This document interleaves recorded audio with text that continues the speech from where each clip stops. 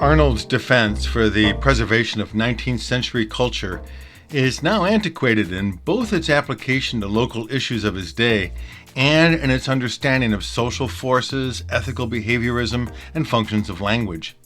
It's difficult today to read him without resisting what now seems quite conservative arguments for lifting up what he imagines is a disinterested sweetness and light of perfection, and then wondering where in England might it be found. Like Nietzsche's Anti-Education, which I read alongside this, Arnold laments the loss of high culture, the best of thought and the highest moral achievements of humankind. Nietzsche's artistic psychological approach champions the rise of geniuses. Arnold's social historical argument calls his ultimate human thinkers aliens, in that they are apart from the social norms. Nietzsche argues for a synthesis of spirit in his Apollonian and Dionysian ways of thinking in his book The Birth of Tragedy, and Arnold calls for a happy union of Hebraic, disciplined, and Hellenistic, creative thought. All this to point out what arguments were springing up through Europe at the beginning of the Machine Age. For Arnold, none of the social classes were in position to desire or find the culture he calls upon. The wealthy, barbarians, were too obsessed with image and material splendor to turn inward. The middle class, Philistines, too obsessed with becoming wealthy. And the poor, populace, too marginalized to have access or even a desire to ask.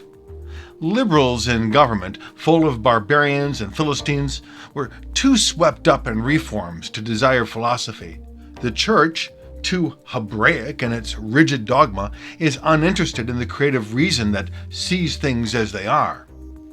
The public press, too, is incapable, as it purveys little but stock notions of thought to the populace.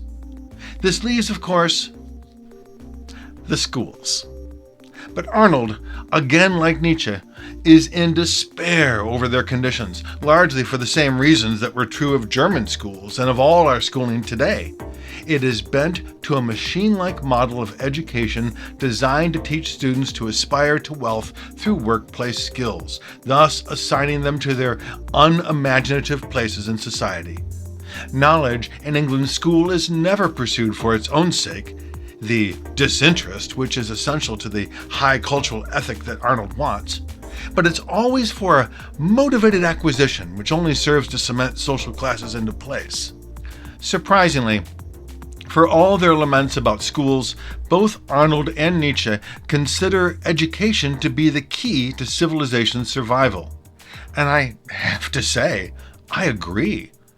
For Nietzsche, it's largely about getting the curriculum out of the way for geniuses to learn as they will.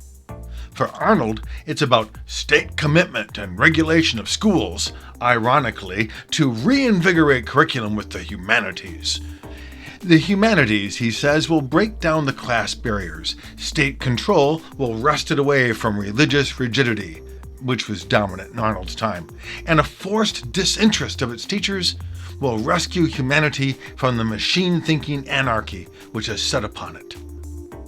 As I said with Nietzsche's book, even 160-odd years later, we could be making many of these same arguments, and we do, though we seem to have acted in no great way towards reform.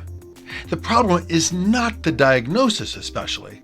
It's the curative, the prescription which will not be administered, and to our eyes now appears fairly myopic itself, resting as it does on a proverbial Western golden age of classical thought for an enlightened homogeneous tribe or one who can be led to homogeneity, its alien geniuses themselves penned within its walls of tradition.